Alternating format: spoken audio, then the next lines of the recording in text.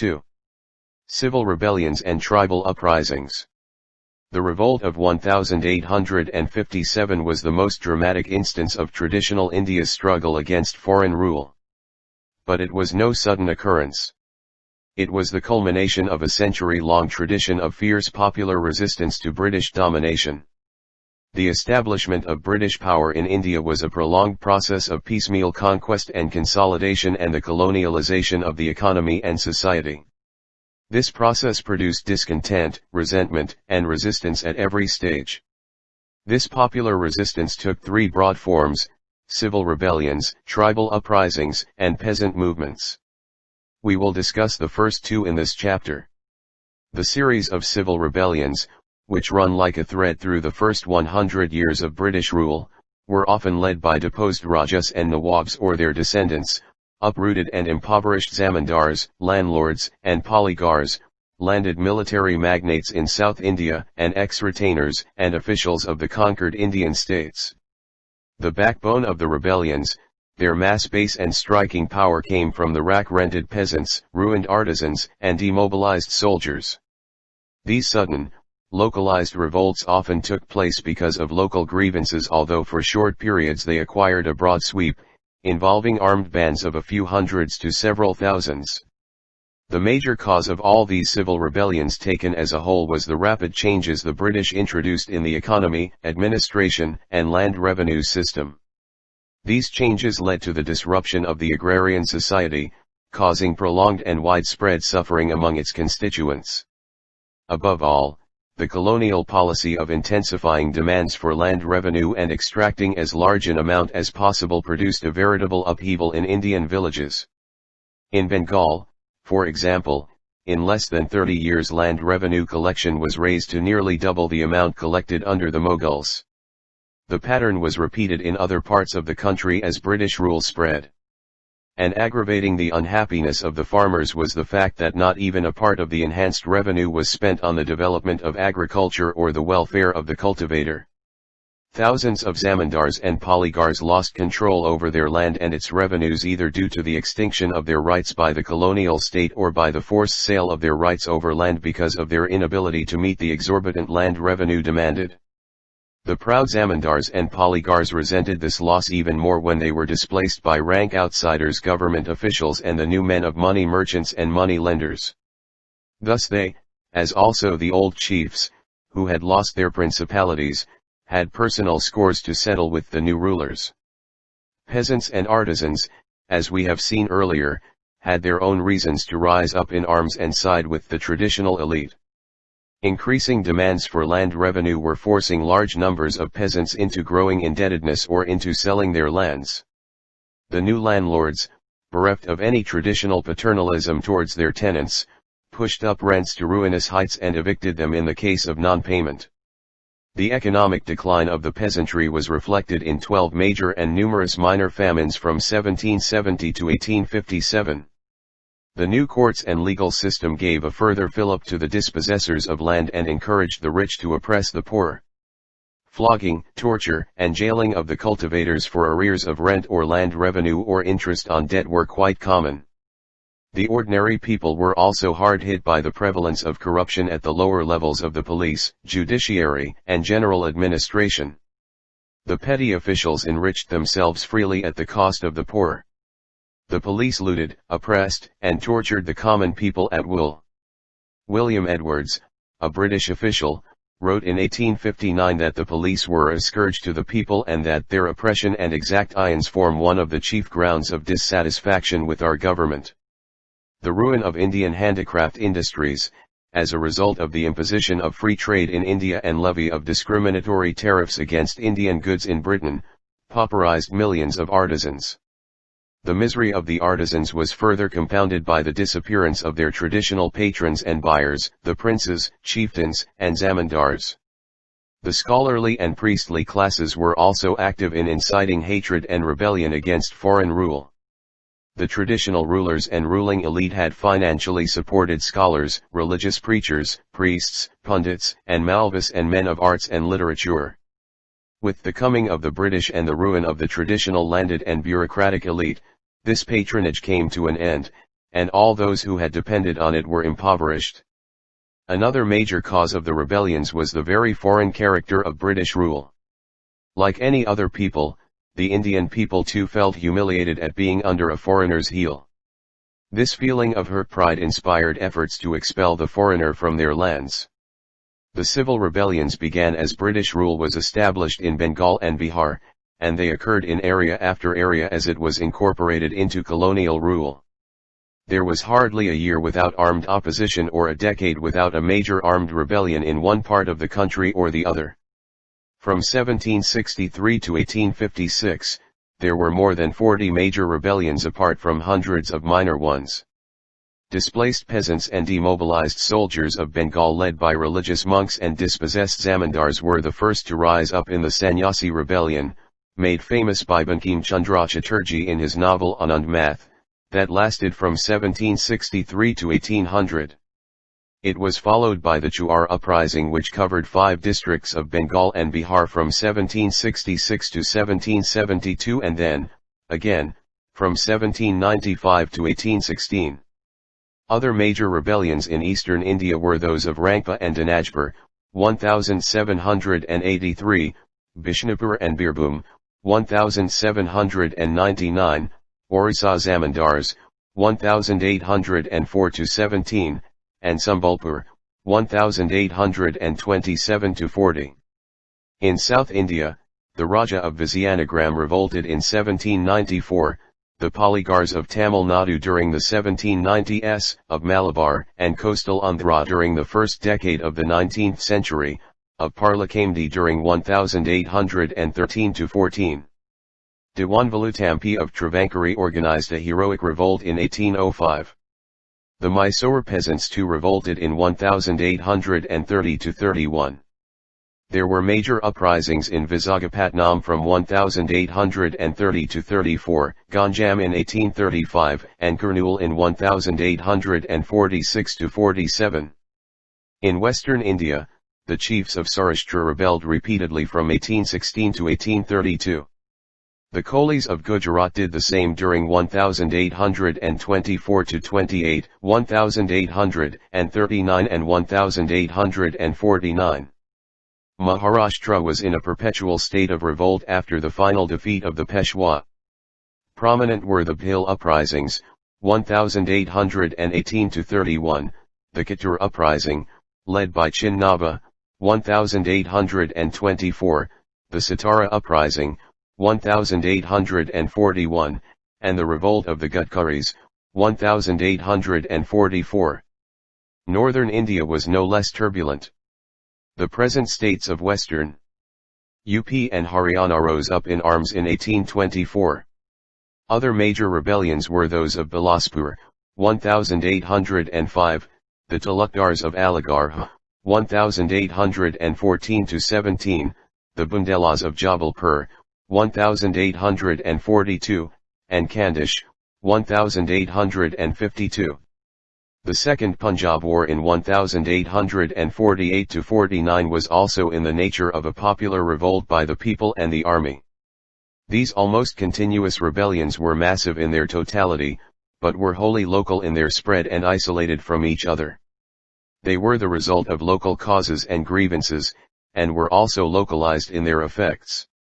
They often bore the same character not because they represented national or common efforts but because they represented common conditions though separated in time and space.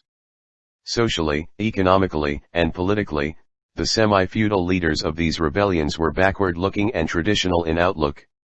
They still lived in the old world, blissfully unaware and oblivious of the modern world which had knocked down the defenses of their society. Their resistance represented no societal alternative. It was centuries old in form and ideological and cultural content. Its basic objective was to restore earlier forms of rule and social relations. Such backward-looking and scattered, sporadic and disunited uprisings were incapable of fending off or overthrowing foreign rule. The British succeeded in pacifying the rebel areas one by one.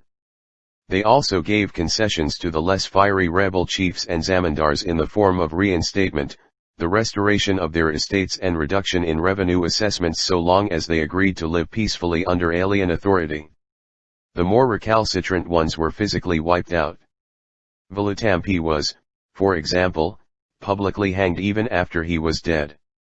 The suppression of the civil rebellions was a major reason why the revolt of 1857 did not spread to South India and most of eastern and western India. The historical significance of these civil uprisings lies in that they established strong and valuable local traditions of resistance to British rule. The Indian people were to draw inspiration from these traditions in the later nationalist struggle for freedom. The tribal people, spread over a large part of India, organized hundreds of militant outbreaks and insurrections during the 19th century. These uprisings were marked by immense courage and sacrifice on their part and brutal suppression and veritable butchery on the part of the rulers. The tribals had cause to be upset for a variety of reasons. The colonial administration ended their relative isolation and brought them fully within the ambit of colonialism. It recognized the tribal chiefs as zamindars and introduced a new system of land revenue and taxation of tribal products. It encouraged the influx of Christian missionaries into the tribal areas. Above all, it introduced a large number of money lenders, traders, and revenue farmers as middlemen among the tribals. These middlemen were the chief instruments for bringing the tribal people within the vortex of the colonial economy and exploitation. The middlemen were outsiders who increasingly took possession of tribal lands and ensnared the tribals in a web of debt.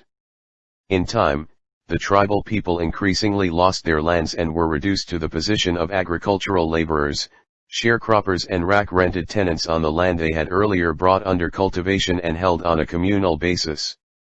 Colonialism also transformed their relationship with the forest. They had depended on the forest for food, fuel, and cattle feed.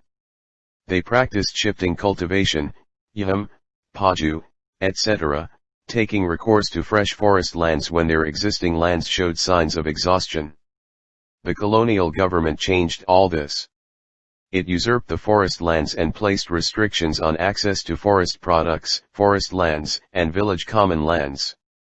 It refused to let cultivation shift to new areas. Oppression and extortion by policemen and other petty officials further aggravated distress among the tribals.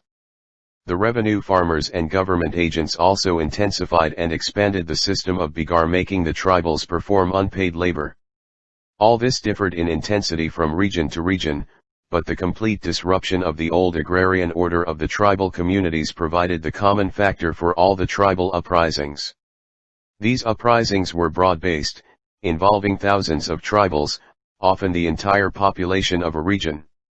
The colonial intrusion and the triumvirate of trader, moneylender, and revenue farmer in some disrupted the tribal identity to a lesser or greater degree.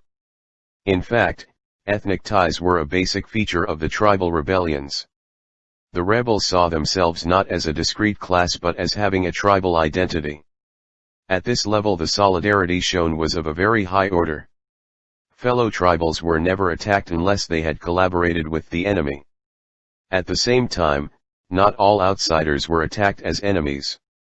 Often there was no violence against the non-tribal poor, who worked in tribal villages in supportive economic roles, or who had social relations with the tribals, such as tellas, hulas, luhars, carpenters, potters, weavers, washermen, barbers, drummers, and bonded laborers and domestic servants of the outsiders. They were not only spared, but were seen as allies. In many cases, the rural poor formed a part of the rebellious tribal bands. The rebellions normally began at the point where the tribals felt so oppressed that they felt they had no alternative but to fight. This often took the form of spontaneous attacks on outsiders, looting their property and expelling them from their villages. This led to clashes with the colonial authorities.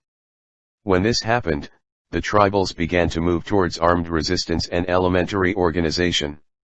Often, religious and charismatic leaders messiahs emerged at this stage and promised divine intervention and an end to their suffering at the hands of the outsiders, and asked their fellow tribals to rise and rebel against foreign authority. Most of these leaders claimed to derive their authority from God. They also often claimed that they possessed magical powers, for example, the power to make the enemy's bullets ineffective. Filled with hope and confidence, the tribal masses tended to follow these leaders to the very end. The warfare between the tribal rebels and the British armed forces was totally unequal. On one side were drilled regiments armed with the latest weapons, and on the other were men and women fighting in roving bands armed with primitive weapons such as stones, axes, spears and bows and arrows, believing in the magical powers of their commanders. The tribals died in lakhs in this unequal warfare. Among the numerous tribal revolts, the Santhalhul or Uprising was the most massive. The Santhals, who live in the area between Bhagalpur and Rajmahal, known as Daman Ikoh, rose in revolt, made a determined attempt to expel the outsiders the Dikus and proclaimed the complete annihilation of the alien regime. The social conditions which drove them to insurrection were described by a contemporary in the Calcutta Review as follows: Zamindars, the police, the revenue and court alas have exercised a combined system of extortions, oppressive exactions, forcible dispossession of property, abuse and personal violence, and a variety of petty tyrannies upon the timid and yielding Santhals. Usurious interest on loans of money ranging from 50 to 500%, false measures at the oat and the market, willful and uncharitable trespass by the rich by means of their untethered cattle, tattoos, ponies and even elephants, on the growing crops of the poorer race, and such like illegalities have been prevalent. 1. The Santhals considered the Dikus and government servants morally corrupt, being given to beggary, stealing, lying and drunkenness. By 1854, the tribal heads, the Majis and Parganites, had begun to meet and discuss the possibility of revolting. Stray cases of the robbing of zamindars and money lenders began to occur. The tribal leaders called an assembly of nearly 6,000 Santhals, representing 400 villages, at Bhaganitahi on June 30, 1855. It was decided to raise the banner of revolt, get rid of the outsiders and their colonial masters once and for all, the usher in Satyug, the reign of truth, and true justice. The Santhals believed that their actions had the blessings of God. Sito and Kanhu, the principal rebel leaders, claimed that Thakur, God, had communicated with them and told them to take up arms and fight for independence. Sito told the authorities in a proclamation, "The Thakur has ordered me, saying that the country is not Sahib's. The Thakur himself will fight. Therefore, you Sahibs and soldiers, will fight the Thakur himself too." The leaders mobilized the Santhal men and women by organizing huge processions through the villages accompanied by drummers and other musicians. The leaders rode at the head on horses and elephants and in pakis. Soon nearly 60,000 Santhals had been mobilized. Forming bands of 1,500 to 2,000, but rallying in many thousands at the call of drums on particular occasions, they attacked the Mahajans and Zamindars and their houses, police stations, railway construction sites, the dock, post, carriers, in fact all the symbols of Diku exploitation and colonial power. The Santhal insurrection was helped by a large number of non-tribal and poor Dikus. Gwilas, milkmen, and others helped the rebels with provisions and services. Luhars, blacksmiths, accompanied the rebel bands, keeping their weapons in good shape. Once the government realized the scale of the rebellion, it organized a major military campaign against the rebels. It mobilized tens of regiments under the command of a major general, declared martial law in the affected areas and offered rewards of up to 10,000 rupees for the capture of various leaders. The rebellion was crushed ruthlessly. More than 15,000 Santhals were killed while tens of villages were destroyed.